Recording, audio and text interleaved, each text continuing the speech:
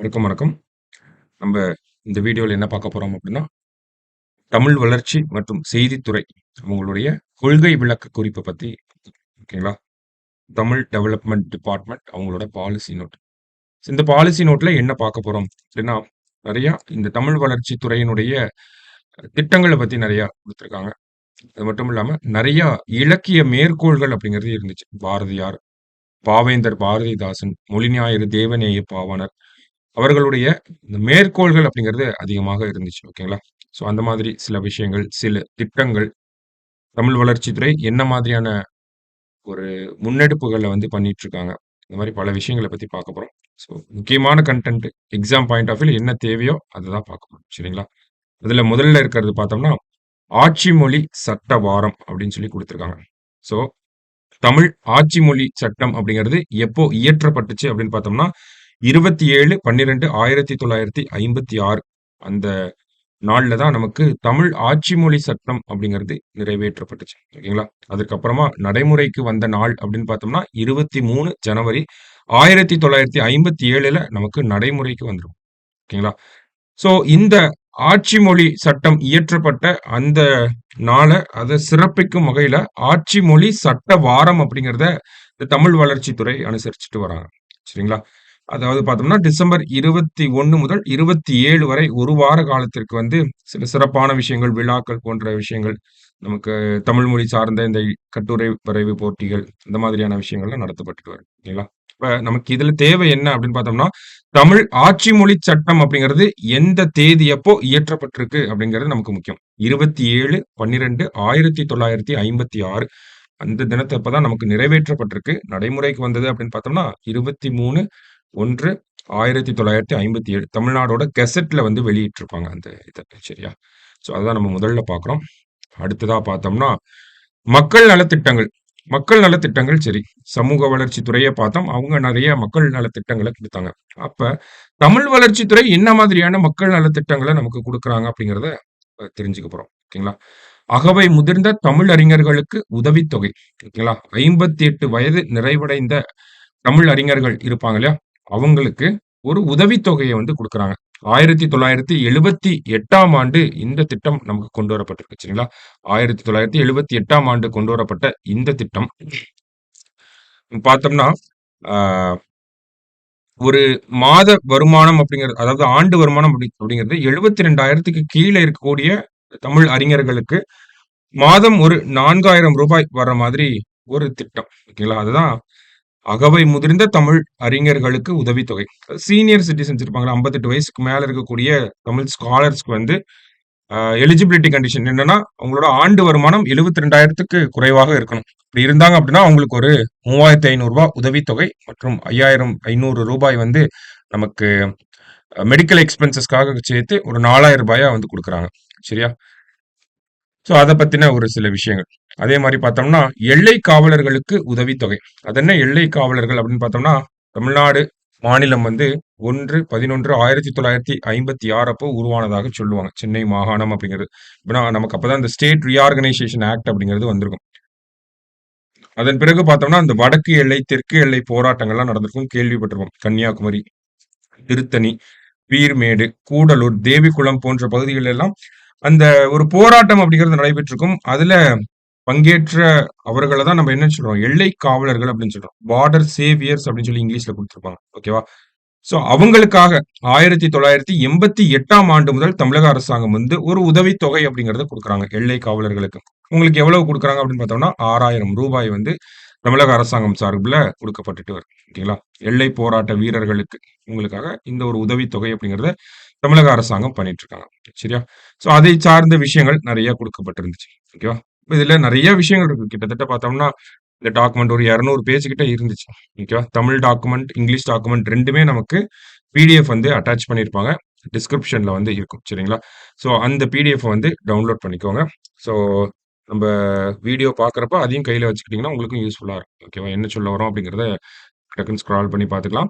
இதுல இருக்கக்கூடிய ஹைலைட்டட் கன்டென்ட்ஸ பார்த்தாலே உங்களுக்கு போதுமானதாக தான் இருக்கும். ஓகேவா? ஸோ அதை அத தவிர்த்து நீங்க பார்க்கணும்னு நெனச்சா பார்த்துக்கலாம். அது உங்க விருப்பம் தான். ஸ்டில் ஹைலைட்டட் கன்டென்ட்ஸே இன்னஃப்பா தான் இருக்கும். ஓகேவா?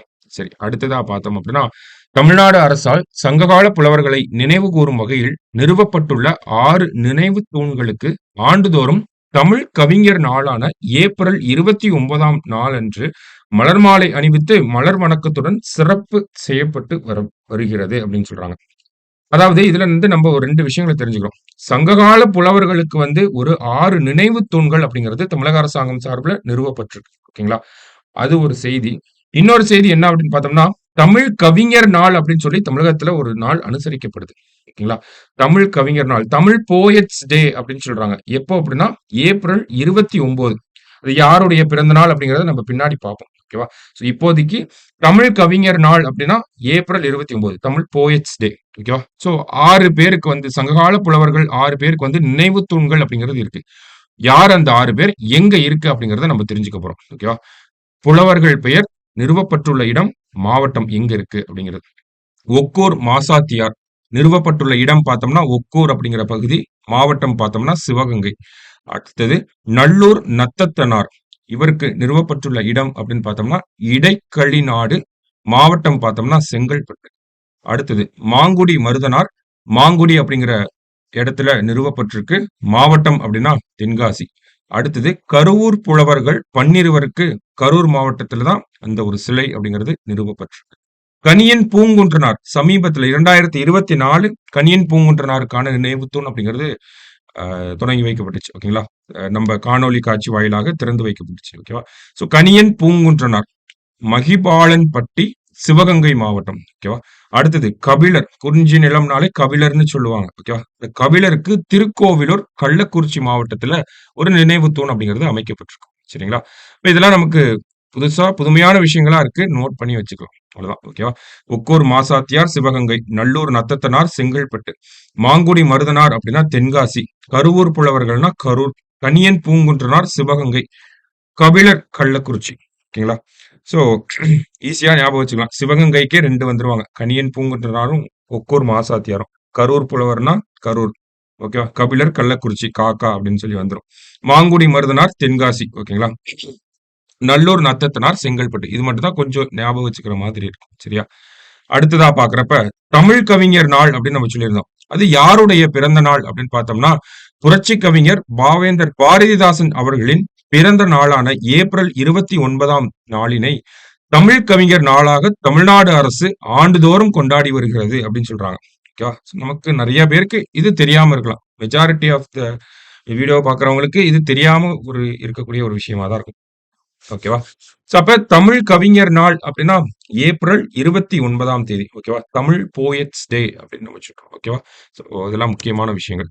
அடுத்தது தமிழ்நாடு நாள் விழா. ஓகேவா? அதாவது பேரறிஞர் அண்ணா அவர்கள் முதலமைச்சராக இருந்தபோது 1967ஆம் ஆண்டு ஜூலை 18ஆம் நாள் சட்டமன்றத்தில் தீர்மானம் நிறைவேற்றப்பட்டது. அதாவது மெட்ராஸ் மாகாணம் அப்படிங்கிறது இருந்துச்சு. அத தமிழ்நாடு அப்படின்னு சொல்லி மாத்தணும்னு சொல்லி அண்ணா அவர்கள் தலைமையில அண்ணா அவர்கள் முதலமைச்சராக இருந்தப்போ, அதுக்கு முன்னாடியே நமக்கு காங்கிரஸோட அந்த பக்தவாச்சலம் அவர்கள் எல்லாம் இருந்தப்பயே இந்த தீர்மானங்கள் அப்படிங்கிறது வந்திருந்தாலுமே இந்த தீர்மானம் மட்டும் ஏன் முக்கியமாக இருக்கு அப்படின்னு பார்த்தோம்னா அண்ணா அவர்கள் முதலமைச்சராக இருந்தபோது கொண்டு வரப்பட்ட ஒரு தீர்மானம். அது என்னைக்கு கொண்டு வரப்பட்டிருக்கு அப்படின்னு பார்த்தோம்னா ஜூலை 18 1967ஆம் ஆண்டு நமக்கு இந்த ஒரு தீர்மானம் சட்டமன்றத்துல கொண்டு வரப்படுது. என்ன தீர்மானம் அப்படின்னா மெட்ராஸ் மாகாணம் அப்படிங்கிற இருக்கக்கூடிய பெயரை தமிழ்நாடு அப்படின்னு சொல்லி பெயர் மாத்தணும்னு சொல்லி அந்த தீர்மானம் வெற்றிகரமாக நிறைவேற்றப்படுது. அந்த ஒரு நாளை நம்ம தமிழக அரசாங்கம் தற்போது என்ன சொல்லியிருக்காங்க அப்படின்னா 2021ஆம் ஆண்டுல இருந்து ஜூலை 18 அப்படிங்கிறது தமிழ்நாடு நாளாக கொண்டாடப்படும் அப்படிங்கிறத மாண்புமிகு முதலமைச்சர் அவர்கள் 2021ல அறிவிச்சிருந்தார். ஓகேங்களா? சோ அப்ப ஜூலை 18 1967 சட்டமன்றத்துல நிறைவேற்றப்பட்ட தீர்மானத்தை நினைவு கூறும் வகையில தமிழக அரசாங்கம் 2021ல இருந்து என்ன பண்றாங்க, ஜூலை 18 அப்படிங்கிறது தமிழ்நாடு டே, தமிழ்நாடு தினமாக கொண்டாடப்படுகிறது. சரிங்களா? சோ அதை பத்தின செய்திகளை நமக்கு கொடுத்திருக்காங்க. அடுத்ததா பார்த்தோம் அப்படின்னா தாய்மொழி நாள், உலக தாய்மொழி நாள் அப்படிங்கிறதையும் இந்த தமிழ் வளர்ச்சித்துறையினால கடைபிடிக்கப்படுது. ஓகேங்களா? அதை பத்தி கொடுத்திருக்காங்க. யுனெஸ்கோ நிறுவனம் 1999ஆம் ஆண்டுல இருந்து இந்த world mother language day, mother tongue day அப்படிங்கிற டேவை செலிப்ரேட் பண்றாங்க. அதுதான் உலக தாய்மொழி நாள் அப்படின்னு சொல்றோம். இந்த உலக தாய்மொழி நாள் அப்படின்னா பிப்ரவரி 21. ஓகேவா? ஸோ அந்த ஒரு தேதிய நம்ம தெரிஞ்சுக்கிறோம். ஓகேவா? ஆல்ரெடி ஒரு 3 டேட்ட நம்ம பார்த்தாச்சு. 1 ஏப்ரல் 29 தமிழ் கவிஞர் நாள் அப்படின்னு சொல்றாங்க. ஜூலை 18 அப்படிங்கிறது தமிழ்நாடு தினம் அப்படின்னு சொல்றாங்க. அடுத்தது பிப்ரவரி 21 உலக தாய்மொழி தினம் அப்படிங்கிறத சொல்றாங்க. ஓகேவா? ஸோ அடுத்ததா பார்த்தோம்னா, தமிழ் வளர்ச்சித்துறை பொறுத்தவரைக்கும் பார்த்தோம்னா, அதிகப்படியான விருதுகள வந்து குடுக்கக்கூடிய ஒரு துறையா இருக்கும். பாவேந்தர் பாரதிதாசன் விருது, உமறு புலவர் விருது, அந்த மாரி பல்வேறு தமிழ் எழுத்தாளர்களின் பெயர்ல, இலக்கியவாதிகளின் பெயர்ல பல்வேறு விருதுகள குடுத்துட்டு இருக்காங்க. அந்த வகையில பார்த்தோம்னா, ஒரு ஆண்டுக்கு 74 விருதுகள குடுக்கக்கூடிய ஒரு துறையா யார் இருக்காங்க அப்படின்னா, தமிழ் வளர்ச்சித் துறை தான் இருக்காங்க. ஓகேவா? ஒரு வருஷத்துக்கு 74 விருதுகள வந்து குடுத்துட்டு இருக்காங்க. ஓகேவா? ஸோ அதுல நெறைய பேர் குடுத்திருப்பாங்க. பாவேந்தர் பாரதிதாசன் விருது, தமிழ் தென்றல் திருவி.க. விருது, இந்த மாரி எல்லா விருதுகள பத்தியும் குடுத்திருப்பாங்க. திருவள்ளுவர் விருது, மகாகவி பாரதியார் விருது, அந்த மாரி ஒவ்வொரு விருதா நமக்கு குடுத்திருப்பாங்க. ஸோ அது ஜஸ்ட் என்ன பேர் இருக்கு அப்படிங்கிறத பார்த்துக்கங்க. சிந்தனை சிற்பி சிங்காரவேலர் விருது, முத்தமிழ் காவலர் கி.ஆ.பெ. விசுவநாதம் விருது. அந்த மாதிரி சில பேருக்கு வந்து அடைமொழிகளும் குடுத்திருப்பாங்க. சில டைம் அதையும் கேட்கலாம். முத்தமிழ் காவலர் என அறியப்படுபவர் யார் அப்படின்னா, கி.ஆ.பெ. விசுவநாதம். சிந்தனை சிற்பி அப்படின்னா நம்ம சிங்காரவேலர் அவர்கள சொல்றோம். பெருந்தலைவர் காமராஜர் அப்படின்னு சொல்றோம். இந்த மாதிரி ஒரு சில பெயர்களுக்கு வந்து அடைமொழிகள் அப்படிங்கிறதும் இருக்கு. சொல்லின் செல்வர் விருது, இந்த மாரி பல விருதுகள வந்து குடுக்குறாங்க. அத பத்தின தகவல நமக்கு குடுத்திருக்காங்க. ஸோ இன்னும் ரீசென்ட்டா கரண்ட் அஃபேர்ஸ்ல நம்ம பார்த்தோம்னா,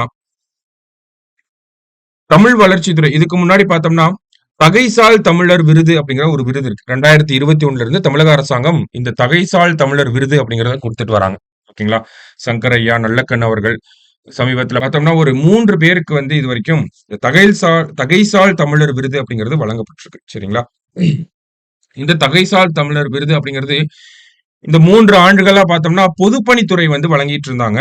சமீபத்தில போன மாசம் என்ன சொல்லியிருக்காங்க அப்படின்னு பார்த்தோம்னா, தமிழக அரசாங்கம் சார்புல தகைசால் தமிழர் விருது அப்படிங்கிறது இதுக்கப்புறமா நமக்கு தமிழ் வளர்ச்சித்துறை தான் வழங்க போறாங்க அப்படிங்கிறத சொல்லியிருக்காங்க. இப்ப இந்த பாலிசி நோட்ல அது இருக்காது. ஆனா இத கூடுதலா ஆட் பண்ணி வச்சுக்கங்க. ஏன்னா அது சமீபத்தில சொன்ன விஷயம். ஓகேவா? பாலிசி நோட் முன்னாடியே நமக்கு வந்துருச்சு. சரி. அடுத்ததா பார்த்தோம்னா, கனவு இல்லம் திட்டம். ஓகேங்களா? சோ இந்த கனவு இல்லம் திட்டத்த பத்தி நம்ம குரூப் 1ல கூட கேட்டிருந்தாங்க. ஓகேவா? சோ யாருக்கு குடுக்க போறாங்க அப்படின்னு பார்த்தோம்னா, சாகித்ய அகாதமி, ஞானபீட விருது, தொல்காப்பியர் விருது, கலைஞர் மு. கருணாநிதி செம்மொழித் தமிழ் விருது மற்றும் நோபல் பரிசு ஆகிய விருதுகளை பெற்ற விருதாளர்களுக்கு கொடுக்கக்கூடிய விருது தான் இந்த அ கனவு இல்லம் திட்டம் அப்படிங்கிறது. ஓகேங்களா? சோ இந்த மாதிரி அவார்ட் வாங்குனவங்களுக்கு வீடு குடுக்க போறாங்க. சரிங்களா? அவங்கவங்க சொந்த ஊர்லயே குடுப்பாங்க. அது ஒரு சிறப்பான விஷயம் இந்த திட்டம். ஒரு வருஷத்துக்கு 10 பேர தேர்ந்தெடுத்து அந்த வீடுகள குடுத்துட்டு இருக்காங்க. சோ அத பத்தின செய்திகள் நமக்கு இங்க குடுத்திருக்காங்க.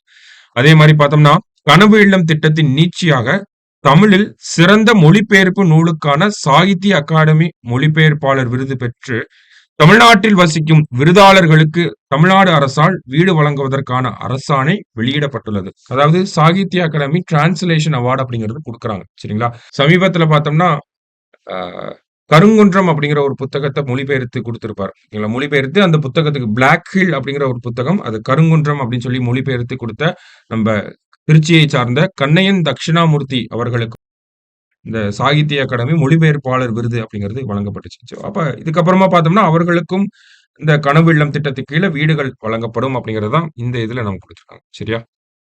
அடுத்தது தந்தை பெரியாரின் சிந்தனைகள் தொகுப்பு நூல் வெளியிட நிதி உதவி. தந்தை பெரியாரின் சிந்தனைகள் அடங்கிய தொகுப்பு 21 இந்திய மற்றும் பிற உலக மொழிகளில் அச்சு நூல்களாகவும், மின்னணு பதிப்புகளாகவும் வெளியிடப்பட உள்ளது. சரிங்களா? சோ அதற்காக முதற்கட்டமா பார்த்தோம் அப்படின்னா, ஒரு 10 மொழிகள்ல தந்தை பெரியாருடைய சிந்தனைகள் அடங்கிய தொகுப்பு அப்படிங்கிறது வெளியிடப்பட்டிருக்கு. அது ஜனவரி மாசம் தான் வெளியிட்டிருக்காங்க. இப்ப என்னென்ன மொழிகள் அப்படின்னு பார்த்தோம்னா, Marathi, Urdu, Japanese, French, Spanish, அரபு, ரஷ்யன், தெலுங்கு, மலையாளம், கன்னடம் போன்ற 10 மொழிகள்ல வந்து தந்தை பெரியாரின் அந்த சிந்தனை தொகுப்புகள் வந்து மொழிபெயர்க்கப்பட்டிருக்கு. சரிங்களா? சோ அதை ஒரு செய்தியா நம்ம பார்க்கிறோம். அடுத்தது கவிஞர் தமிழ்மொழி சிலை நிறுவுதல் அப்படின்னு குடுத்திருக்காங்க. நெறைய தலைவர்களுக்கு சிலைகள் வைக்கப்பட்டிருக்கு. ஏன் நம்ம கவிஞர் தமிழ்மொழிய மட்டும் பார்க்கிறோம் அப்படின்னா, அதற்கு ஒரு சிறப்பு இருக்கு. கவிஞர் தமிழ்மொழி அவர்களின் நூற்றாண்டை முன்னிட்டு தஞ்சாவூரில் தஞ்சாவூரில் உள்ள தமிழ் பல்கலைக்கழகத்தில் மார்பளவு சிலை அமைத்திட இவ்வளவு கோடி ரூபாய் ஒதுக்கப்பட்டிருக்கு அப்படிங்கிறத குடுத்திருக்காங்க. இப்ப கவிஞர் தமிழ்மொழிக்கு எங்க சிலை வைக்க போறாங்க அப்படின்னா, தஞ்சாவூர்ல இருக்கக்கூடிய தமிழ் பல்கலைக்கழகத்துல வைக்க போறாங்க. எதற்காக அப்படின்னு பார்த்தோம்னா, அவருடைய 100ஆண்டை சிறப்பிக்கும் வகையில. சரிங்களா? அடுத்ததா பார்த்தோம்னா, மொழிபெயர்ப்பு டிரான்ஸ்லேஷன் அப்படிங்கிறது ஒரு integral part of this Tamil development department அப்படின்னு சொல்லுவாங்க. ஓகேவா? டிரான்ஸ்லேஷன் பல மொழிகள்ல மொழிபெயர்த்துட்டு இருக்காங்க. இந்த டெக்னிக்கல் டெர்ம்ஸ்லாம் டிபார்ட்மென்ட் வாரியா மொழிபெயர்த்து குடுக்குறாங்க. நெறைய பணிகள பண்றாங்க. ஸோ, அதற்கு ஒரு மேற்கோள் அப்படிங்கிறத குடுத்துருக்காங்க. தொகுத்தல், விரித்தல், தொகைவிரி, மொழிபெயர்த்து அதற்பட யாத்தலோடு அனை மரபினவே அப்படின்னு சொல்லி தொல்காப்பிய வரிகள சிலவற்ற குடுத்துருக்காங்க. மொழிபெயர்ப்பு அப்படின்னா எப்படி இருக்கணும் அப்படிங்கிறத எடுத்து இயம்புற மாதிரி. சரிங்களா? அடுத்ததா பார்த்தோம் அப்படின்னா, பாவேந்தர் பாரதிதாசன் அவர்களுடைய ஒரு சில மேற்கோள்கள். "தமிழ் உயர்ந்தால் தமிழ்நாடு தான் உயரும். அறிவுயரும் அறமும் ஓங்கும்" அப்படின்னு சொல்லி பாவேந்தர் பாரதிதாசனுடைய ஒரு சில வரிகள நமக்கு குடுத்திருக்காங்க. சோ, இதுல என்ன பண்றாங்க அப்படின்னு பார்த்தோம்னா, இந்த பள்ளி மாணவர்களுக்கு தமிழ் மொழியில் புலமை அப்படிங்கிறது வரணும் அப்படிங்கிறதுக்காக, வண்ணப்படங்களுடன் கூடிய "நற்றமிழ் அறிவோம்" என்னும் தூய தமிழ் அகரமுதலி அச்சிடப்பட்டு மாநிலம் முழுமையும் 1 முதல் 5ஆம் வகுப்பு வரையில் பயிலும் பள்ளி மாணவர்களுக்கு விலையின்றி வழங்கப்பட்டுள்ளன அப்படின்னு குடுத்திருக்காங்க. சோ, நற்றமிழ் அறிவோம் அப்படின்னா, நமக்கு 2 விஷயங்கள் பண்றாங்க. ஒண்ணு நற்றமிழ் அறிவோம், இன்னொன்னு வேர்ச்சொல் சுவடி அப்படின்னு சொல்லி 2 விஷயங்கள தமிழ் புலமைய மாணவர்கள் மத்தியில வளர்க்கணும் அப்படிங்கிறதுக்காக, தமிழக அரசாங்கத்தினுடைய தமிழ் வளர்ச்சித் துறையினால 2 விஷயங்கள் பண்ணப்படுது. இந்த நற்றமிழ் அறிவோம் அப்படிங்கிறது யாருக்கு குடுக்குறாங்க அப்படின்னா, 1 முதல் 5ஆம் வகுப்பு வரையில் பயிலும் பள்ளி மாணவர்களுக்கு வழங்கப்படுது. அதே மாரி வேர்ச்சொல் சுவடி அப்படின்னா, மேல்நிலை பள்ளி மாணவர்களுக்கு வழங்கப்படுது. இப்ப நற்றமிழ் அறிவோம், வேர்ச்சொல் சுவடி அப்படிங்கிற 2 விஷயம். அத பத்தி நம்ம தெரிஞ்சுக்கிறோம். ஓகேவா? அடுத்தது தமிழ் பேசி அப்படிங்கிற செயலி ஆப். தமிழ் பேசி அப்படிங்கிற ஒரு ஆப். Google Play Storeலயே இருக்கும். ஓகேங்களா? தமிழ்நாட்டிற்கு வரும் பிற மொழியினருக்கு பயன்படும் வகையில் பன்மொழி அகராதியுடன் கூடிய தமிழ் பேசி குறுஞ்செயலி வெளியிடப்பட்டுள்ளது. இதனை திறன்பேசியில் உள்ள செயல்குவியிலிருந்து பதிவிறக்கம் செய்து பயன்படுத்திக் கொள்ளலாம் அப்படின்னு சொல்லியிருக்காங்க. இப்ப தமிழ்நாட்டுக்கு நெறைய பேர் சுற்றுலாக்காக வருவாங்க. பிற மொழி பேசக்கூடியவர்களாக இருப்பாங்க. இப்ப அவங்கள இங்க நம்ப இருக்கக்கூடிய மக்களோட இன்டகிரேட் பண்ணணும் அப்படிங்கிறதுக்காக, அவங்களுடைய அந்த பயணம் அப்படிங்கிறது ரொம்ப சுலபமாக இருக்கணும் அப்படிங்கிறதுக்காக, பிற மொழியினருக்கு பயன்படும் வகையில தமிழ் பேசி அப்படிங்கிற ஒரு ஆப்ப வந்து தமிழ் வளர்ச்சித்துறை வெளியிட்டிருக்காங்க. சரியா? இப்ப தமிழ் பேசி அப்படிங்கிற ஆப் என்ன பண்ண போகுது? இல்ல பிற மொழியினருக்கு பயன்படும் வகையில இருக்கக்கூடிய ஆப்னா என்ன? அப்படின்னு கூட நமக்கு கேட்கலாம். சோ, தமிழ் பேசி அப்படிங்கிற அந்த செயலி தான். சரியா?